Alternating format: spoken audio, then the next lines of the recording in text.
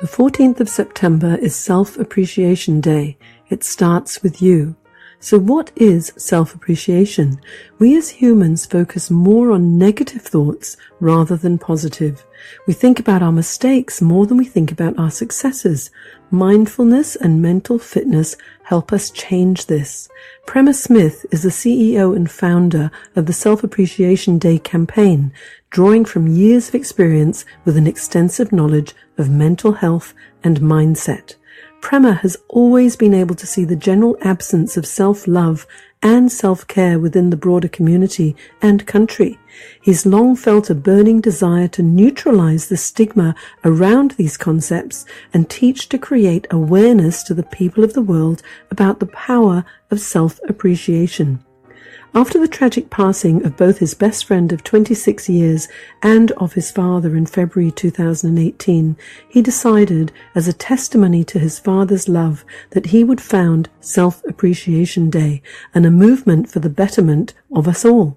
Prema is an actor, director, singer, serial entrepreneur, and a sought-after presenter, having worked on numerous films and television shows, including on Channel 7 and the ABC. Welcome to Jane Jackson Careers, a podcast that takes your career to the next level.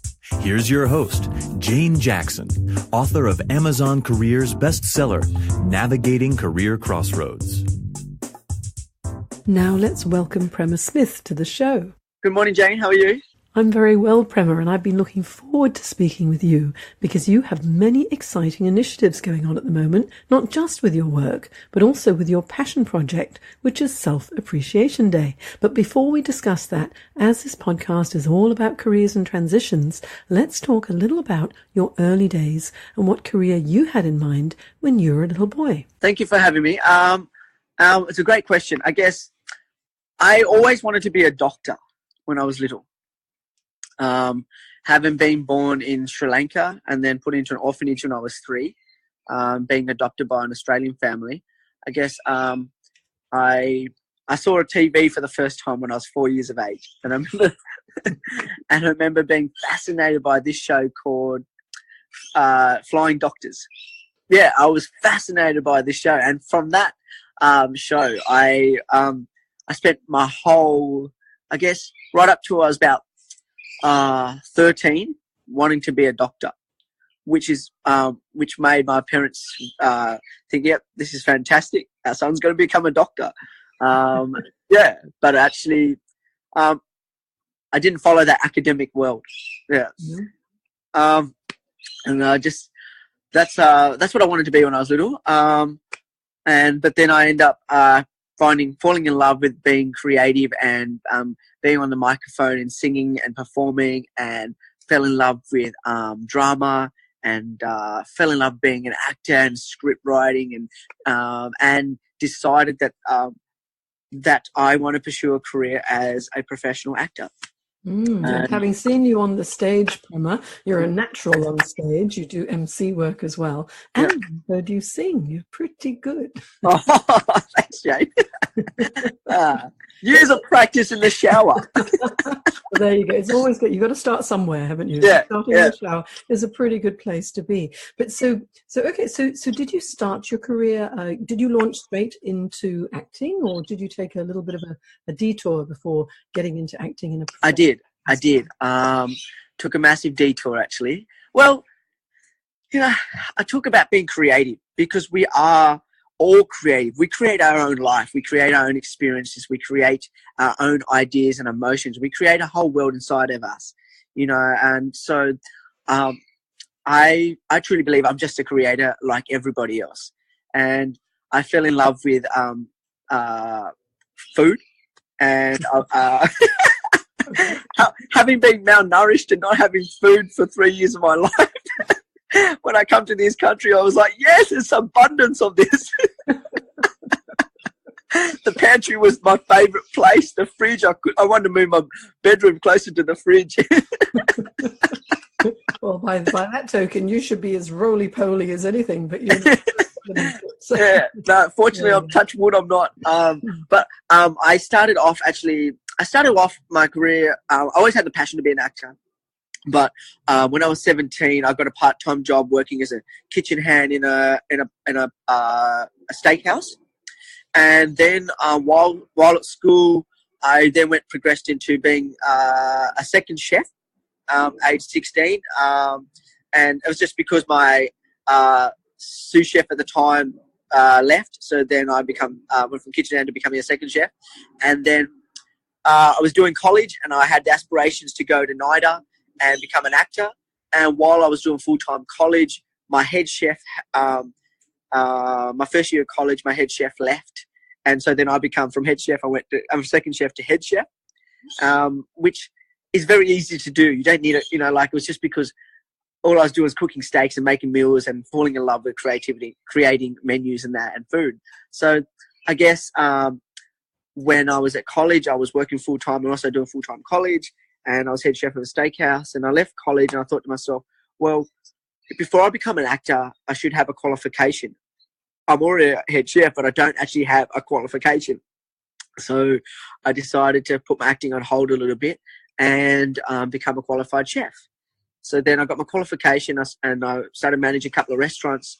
And then at age 20, I just decided, why am I managing other people's restaurants when I can just do it myself? And this man asked me, told me, this guy who little did I know was going to be one of the closest men in my life, said, hey, Prema, I'm about to sell my restaurant. Why don't you buy it? I was like, all right. I was 20 years of age. Just thought this makes sense to me. I went to the bank. It's a beautiful story. Went to the bank, asked them for a loan. They said no. They asked me what. They said, "Where's your business plan?"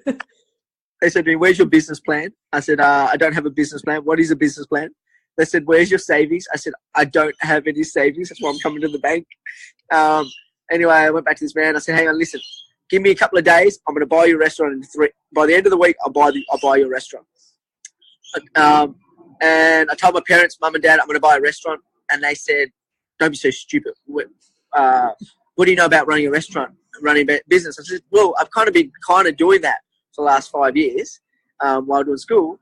And my dad's like, "Where are you going to get the money?" I was like, "Don't worry about it. I'll work it out." Anyway, I ended up going to the bank and told them I was going to buy a car. And with a personal loan, you can get anything if you tell them you get a personal loan. So I told him I was going to buy a car, and at that period, it was like 57,000 was the most amount of money I could borrow. And went to this bloke, and I said, "Here you go. There's this cash. I'll give it to you, and I'll pay you so much every month." And the funny thing is, I brought an Indian restaurant, right? Because I was adopted into a white family, I knew nothing about Indian food. I just knew I loved food. I knew they had a great personality, and I knew I looked Indian, so no one's going to argue with me. No one knows my parents are white, right? So then I said to this guy, I said, "Listen, I don't really know much about Indian food. Can you work for me for 3 months? I'll pay you a wage for you to teach me how to cook Indian food." And he did. And now this gentleman here is actually one of my mentors. He's an amazing man. He's a property developer, travels around the country doing property and owns so many different companies, and just an amazing man. So I guess, when I told my parents I'm going to buy this restaurant, I just did it. And it was amazing. I had it for 5 years. But the first year, I never knew anything about BAS, MYOB, all the paperwork side. So the first year was like, I had to learn so much. What you go to university to learn, I had to learn it, cram it in, and it was great though. It was absolutely great. And I guess that's what happened. And then age 22, I started a landscaping business. I employed heaps of people with intellectual disabilities. I believe because I had a chance in life, it's my responsibility to make sure everyone else gets a chance, a better opportunity than myself, who may be of less, in a less position spiritually, emotionally, vocationally, mentally, whatever. So I employed heaps of people with mental and physical disabilities in my restaurant. And I got to the point where my accountant said to me, "Prema, you're actually paying more wages than you are earning. You're going to have to sack some of your staff." And I'm like, "Nah, that's not going to happen." And I remember when I was like 12 years of age, I used to go door knocking and asking people if I could wash their cars and mow their lawns. And I used to make like $60 a day. So I thought to myself, well, I used to be able to do that at 12 years of age. I probably should be able to make, $500-$600 a day, going asking, knocking people's doors for them mow the lawns and that. Anyway, I didn't tell my parents at the time that I was going to start this landscaping business. I just borrowed a mate's lawnmower, whippersnipper, and went door knocking. And out of 10 people, 8 people would say no, and 2 people would say yes. I'd mow their lawns. Some people would never pay me, and a lot of people wouldn't come to the door. It was so funny. Like, I'd go to people's house and say, "Hey, mate, can I mow your lawns?" And they'd be like taller, but the grass would be taller than me, and the guy'd be like, "Nah, mate, I just did it." I'm like, "What do you mean? Where? In your bathroom?" And so I did this for 3 months until I built a clientele of 40 people. And then I told my parents, Mum and Dad, I told him, I'm going to start up a landscaping business. And they're like, when are you going to have time to do a landscaping business? And everyone's like, what do you know about landscaping? And both answers said, I don't know, but I know I can make it happen. And I employed the guys. I didn't open my restaurant during the day. I just opened it for the evenings, and I ran my landscaping business during the day. And I thought I could use these intellectual disability or I shouldn't actually say that's not politically correct to say that, but abled humans to work in the landscaping business. It wasn't a good idea. Getting them to use whippersnippers and heavy machinery, it was crazy. So I decided to put them back in the restaurant and get them to help me in my restaurant during the day. And I employed kids from they were in trouble with the law and just couldn't get a job in that. And I decided to build my landscaping business using people that just couldn't get jobs. And when the community found out about what I was doing, everybody wanted me to come and do their property. So I went from doing like 40 houses a month to having 100 houses a month to having 15 commercial properties to making, $150 a day to over quoting prices. So then I didn't have to do the jobs. But that was a great success. I ended up running that business for like 3 years and ran both businesses. And then I turned 25 and I realized I had enough working 7 days a week. One of the biggest things that I learned was that having a business is really good if you don't have to work in your business every single day. Mm. And I didn't learn that. I know that until I turned 25. I was like, I'm so far away from being an actor. What's happened? And I had a bit of I was with a young lady. We were together for about 8 years. And this was the tipping point. There's a lot of tipping points. And this was an amazing tipping point. It was a sad tipping point. Our relationship ended. I was 25 and she's like, Prema, you work all the time. I never see you. I've been with you for, most of my life. Don't know if I love you anymore. I never see you. I need a husband I can have dinner with every night of the week, So that relationship ended, and that kind of triggered me to be like, you know what? That's ended. Why don't I sell both my businesses and move to Sydney and become a professional working actor and aspire to be like Kevin Hart and Will Smith? And so that's what I did. I told my parents, Mum and Dad, I'm going to go to Sydney. I'm going to become a professional actor. I'm going to move to Hollywood. I'm going to be like Kevin Hart and Will Smith. And they're like, listen, we're not going to say how you're going to do that or anything because you don't listen to us and you keep proving us wrong. So go and do it. And I guess that was happening. I moved to Sydney in 2013 and I applied for an acting school where they only accept 8 students a year full time and did that for 3 years and then decided to leave school. I had 1 more year to graduate and I was like, I can't do this school stuff anymore. I need to get out in the real world. And that's what I did. The last couple of years have been very proactive. Last year was really full on. I directed my first feature film. Never directed in my life, but just had an opportunity to do it. And then we produced a couple of web series, which we got nominated for 5 awards in South Korea last year. So I flew to South Korea. Never thought that would ever happen. So it's been a really amazing time. And then I guess we've been busy right up to now. And I had a bit of I kind of cancelled all my film and TV work this year due to my father and my best friend both passed away February this year. And so I stopped all my film and TV work. And and I guess that was the birth of where Self Appreciation Day comes from. Yeah, it's you've had such a journey and a lot of ups and downs as well, but it sounds like you have a natural entrepreneurial spirit, and it's like a never say die attitude. It's like if someone says I can't do it, I'll turn around and do it as well. And I think because of that incredible positivity that you have, you're able to draw people into you so that, you know, they can also help you so that they can be successful and you can be successful as well. So good on you for having run two successful businesses, the restaurant and the landscaping business, and now pursuing your acting career, because you've been in a lot of incredible shows. Have a look here, because we've got a list. You've been so you're an actor, you're a director, you're in Your Numbers Up, in Deadly Women, in Utility Company. You've you've directed and produced the series First World Relationships. You've worked on Channel 7, ABC. You've done work for the Leukemia Foundation as well. I mean, it's amazing. You give back a lot in addition to working as an actor.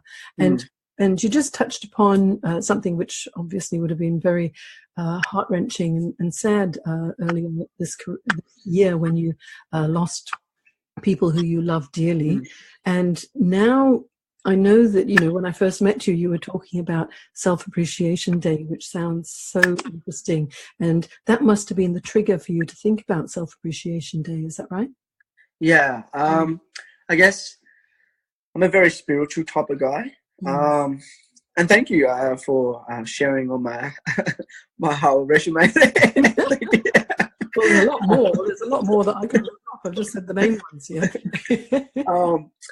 I guess, look, I was going to fly to LA at the beginning of this year, and then a week before I was flying to LA, I got a phone call from my best friend's mum saying that Adam passed away in his sleep. He had diabetes and had a lack of insulin, and I went into his room and found him, not alive. And so I flew back to Tasmania, and the day we were burying him, I got a phone call from my sister saying, "Hey, you need to be on the next plane to Western Australia. Dad's been put in a hospital. We don't know what's wrong." Flew to Western Australia to find out Dad had stage 4 terminal cancer, and then 8 days later he died. And it was. I got back to Sydney and I was like, wow. I got back to Sydney beginning of March. I'm like, oh my God, what's just happened? What was that last 2 weeks? What was that?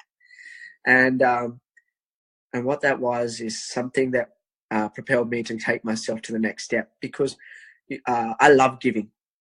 And one of the things that I love doing when I'm not doing film and TV, and I do every single moment of my life, is I love to motivate, inspire, and empower people, teach people that they're enough and take accountability and not be a victim of your circumstances and environment, and etc. And I just do a bit of a backstory. One of the things I do here all the time is 300 people can tell me very quickly on a microphone what their worst habit is or what they want to change about themselves. They can't stand up and tell me what their name is, but they're happy to tell me, you know, what their worst habits are. But then if I ask a one-on-one or a small room full of people, what do you appreciate about yourself? Silence fills the room. And knowing this, I've always known this. I'm like, this is always something that needs to be done. And I guess after losing my father, my best friend Adam, I got back to Sydney and I couldn't have access to my brain. Something was going wrong with my brain. I couldn't remember anything. I couldn't put information in and I couldn't extract information. Stress. And I'm like, and I've never felt empty in my life. I've never in my whole time, my life, have I ever been empty. Never. And I was like, all right, we need to do something about this. So I went to see my doctor, and this is the tipping point. This is where Self-Appreciation Day actually kicked off. And I talk about tipping point a lot. I went to see my doctor and I said, "Doctor, y'all need to give me the best psychologist in Sydney. I don't care how much he or she costs. Give me the best." I said, "I can't have one that reads out of a textbook and tells me I need to exercise and eat better. You know, I'm an actor. I know psychology. I teach people my philosophies." And he said, "Prema, I'll send you to my psychologist." And I said, "Doctor, why are you seeing a psychologist?" And he said, "Prema, Prema, I was in the Gulf War, and the things that I saw last year, I tried to kill myself 3 times." And he started crying. I started crying, and we had this really beautiful moment. And then in the middle of that, I said to him, "Doctor, I'm thinking about starting a campaign called Self-Appreciation Day." And he's like, do this. He goes, there's not a single day. He goes, every day I come into this office, I put on this mask, and everyone turns to me with their problems, and my wife, my family, I have to be the one to help solve problems and medicate people and help people. Because there's not a day goes past I don't know what I appreciate about myself. And I said to him, all right, done. So spent 2 months with Dr. Shen, most amazing psychologist, really awesome lady. She's going to spend the rest of my life with her. She got my brain back to thinking 15 years, 10 years, 5 years, present day, allowed me to go through the grieving process with my dad, allowed me to go through the grieving process of Adam, because I didn't even get to do that. It was literally jump on the plane and, I didn't even get to emotionally say goodbye. So we went through all that, and I said to us, I'm going to start this campaign called Self-Appreciation Day, because my dad, I in that period, I spoke to consciousness, and I was trying to work out why such a strong man, how did such a strong man, why did he just go? My dad went from this strong, fit king to this just empty vessel. And I realized my dad just had one job to do, and that was to go to Sri Lanka, get this kid out of an orphanage, bring him to Australia, and give him the best 30 years of his life. And I realized that I don't share my dad's blood, but I do share my dad's love. And that's what he gave me, unconditional. And I know the importance of appreciating yourself and the power of knowing that you're enough. I've always had in my life 99 no's, and the only one yes I had was me saying yes. So I'm like, all right, that's what my thing is to do. As a job, I'm an actor, I'm a director, but every day of my life is my dad's legacy, which was his love, and that's what self-appreciation really came around. That's so beautiful, Prema. You made me cry now. Sorry about that. No, but it's because there's so much love in you, and you don't just appreciate yourself, you appreciate others so much as well. Yeah. And you're absolutely right. Everyone has that little self-limiting belief that tells them, on their little shoulder, saying to them, you're not good enough, or you're not enough, or you can't do it. But if you appreciate yourself and what you do bring to the world, even if other people can't see it, you know what you bring to the world as well. And just to express that gratitude to yourself, because you are the most important person in your life. Yes, I think this is such an important movement that you're creating. And now this Self-Appreciation Day, Prema, how does it work? Okay, so it works like this. It was just an idea. It was just a social media thing that I was going to do, and then it manifested and grew to now it's like a social enterprise. Now I'm going to it's going to be every place in every country in the world eventually. But I guess on the day, it's the 14th of September. And the reason why I chose 14th of September is because it's 7 days before International World Peace Day. My philosophy has always been from the get-go, we'll never have world peace unless we have inner peace. And we'll never have inner peace unless we just learn to liberate our own core qualities and appreciate, have less expectation and have more gratification. To realize to want everything, to have everything is to realize you have everything. I figured let's give it 7 days. And I guess we live in a Catholic and Christian society, and I thought this would be a beautiful story to share, where God created Earth in 7 days, and on the seventh day he rested, which was International World Peace Day, right? And on the first day he created the heavens and the universe, and that, I guess, in the day is the first day when he realized he was enough to create something.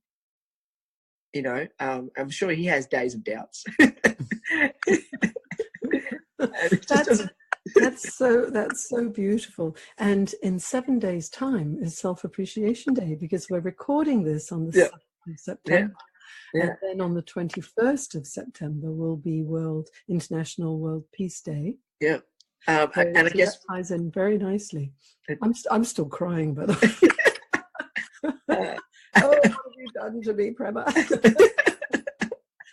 It really is. It's so moving, and it's so important, because many people don't appreciate themselves enough, and especially when they go through times when there's a great deal of stress, as you did at the beginning of the year, when you were saying you just couldn't remember anything, you couldn't think, you would just completely fuzzy because the stress really takes over.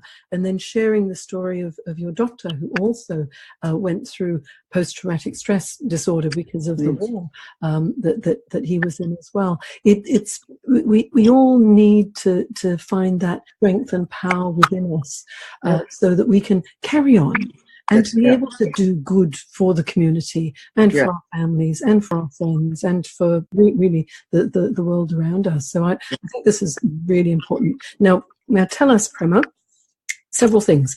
If someone wanted to get in touch with you, where would they find you? Okay. So I'm very easy to find. It's Prema Smith, Prema Smith. Just type that into Google. And it comes up with everything. You can go onto my website. You can go on everywhere, we know. Social media. PremaSmith.com. Prema Smith on Instagram, Twitter, Facebook. You can go to selfappreciationday.com. Or you could just give me a call because my phone number is on every platform. For me, I'm open to everyone. When you give, the power of giving, you get more than you ever. I think I receive more than I ever give. The Napoleon Hill once said, "Those who serve the mass gain all the riches." Yes, that's right. You're a beautiful soul, Prema.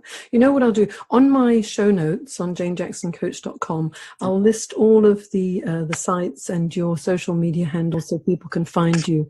And in particular, selfappreciationday.com, and have a link to that as well. And I believe that if anyone wants to follow Self Appreciation Day, you're on Instagram and you're on Twitter, so they can use that as a hashtag too. Yeah, beautiful. Yeah, okay. Yeah. And on Self Appreciation Day itself, the 4th of September, you're flying over to Tasmania. That's correct, yeah. What's happening in Tassie? Okay, so I wasn't originally going to throw a big campaign party because I didn't want to make it about myself or anything. I wanted to just the nation to be just thinking about it in their own time and talking about it in schools. But I decided I have to do something. Because why not? Because your daughter told me, Prema, you got to do something. I was like, okay, done. So I was like, all right. So I was going to. I thought I've got to go back to Tasmania because that's where my everything began.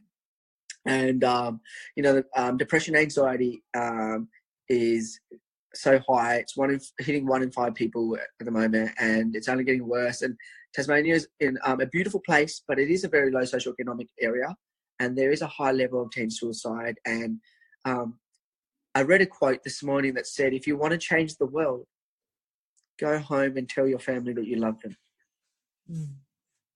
And I was like, all right, I'm going to go to Tasmania. I'm going to go to my old college, which is called Don College. It's in Devonport. And we're going to throw a huge big barbecue. We're going to invite the whole of the city and the whole of Tasmania to come up to the college. And we're going to cut the ribbon. And I guess the reason I thought even more so about doing it at this college, I was going to do it at high school, but then I thought I'd do it at a college because the children there are 17 and 18. They're going into a transition world where they're still a child, but they're in an adult world. They feel like they're a child, but they expect to act like an adult. They feel like an adult, but they get treated like a child. So they're trying to find out where their identity is. And I know the importance of how to find, we spend a whole lifetime trying to find our identity. And I know that these are the kids that are about to go into the real world, become our doctors and lawyers and politicians and our leaders, mums and dads. And it's my obligation to go there and tell the kids how amazing they are and make them take accountability by saying, hey, who do I appreciate and why? What do they appreciate about me and why? And acknowledging that and understanding that, and then asking, now I know who I appreciate and why, what that person appreciates about me and why. What do I appreciate about myself and why? And that leaves a beautiful foundation for them to take the next step to take on the world, to go and pursue their dreams. to never know what their actual purpose is, because you can be doing many different things, but the greatest thing they can be is just themselves and become the greater version of themselves every day. That's beautiful, Prema. I really like this quote of yours. If you want to change the world, go home and tell your family you love them. Yeah. That's really beautiful. And I've noticed that on your website, on selfappreciationday.com, you have a series of videos where people are doing a 30-second video where they're talking about what they appreciate about themselves. So if people want to submit a video to you, how do they do that? So they just email, they do a video, they email it on info@selfappreciationday.com, or just put it on your own social media and tag at Self-Appreciation Day and hashtag Self-Appreciation Day. The reason I wanted people to do a video is because it's so daunting doing a video of yourself, right? It's so confronting. But what's more confronting is acknowledging what you appreciate yourself. And so it's making people go a step and then to another step. And what we're actually doing is through training. What happens is when you do a video, you might do 100 videos before you're happy to submit that, right? Of what you appreciate yourself. But what you've just done is you've done 100 affirmations. Now what you've done, when you're about to push send and say, hey, I'm happy with that, you've actually had a positive light bulb moment. Your neurons in your brain are wired and fired together, and the neuro pathways of positivity has become wider in your brain. And now you've got a foundation. And what I'm trying to encourage people is every person that sends a video, does a video, that's their legacy, their own individual legacy that they're putting to the world. And what I want to do on our Instagram page is I want in 25 years' time be able to have over 1 million videos of people paying their legacy to the world web. And I guess the reason for that is because the scalpel in the right hands can save a life, whilst the scalpel in the wrong hands can take a life. It's got nothing to do about the scalpel. It's the mindset behind it. And we're constantly blaming social media for this destruction of relationships and communication and digital dementia. And no, it's not. It's just another tool. And I'm trying to teach the people to use this tool the best way possible, but to take accountability of yourself and your life first, and love who you are first. So much passion, Prema. That's wonderful. You know what? You've given me an idea. I have a Kickstart Your Career accountability group on Facebook. It's a closed group, and where I'm currently leading everybody through a video challenge and getting everyone used to videoing themselves and talking about themselves. I'm going to get them to do a 30-second self-appreciation video and post it as well, and encourage them to put it into your Instagram. That'd be amazing. That would be really good, wouldn't it? Well, Prema, thank you so much. It's been so inspiring talking to you and getting to know your career journey and what a beautiful man you are. Thank you, Jane. And I'm so glad that I met you down at Delahide 2 weeks ago. That was really good fun when you were emceeing, because you're a very talented speaker and MC as well. And so I'll have all of your links on my show notes on janejacksoncoach.com. And happy Self-Appreciation Day on the 14th of September. Thank you, Jane. It's been an absolute pleasure. And I love everything that you're doing. And I'm very much about vibrational frequency, and we're vibrating at the same frequency. That's why you're in my life right now. Okay, well, I'm very glad we're vibrating around each other. Fantastic. We will talk to you again soon and find out how Self-Appreciation Day went. And I'm looking forward to you reaching your 1 million videos as well. Yeah, thank you, Jane. And happy Friday, and have a wonderful weekend. And everybody out there, I love you, and God bless. Thanks, Prema. Bye. Bye-bye.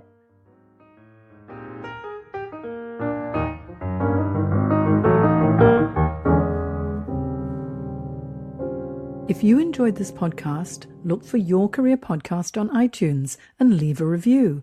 And for all the career management support you need to create your dream career, visit janejacksoncoach.com and join my Careers Academy for live career webinars, group coaching, one-on-one coaching support, as well as my online career development courses. Isn't it time you found your dream job?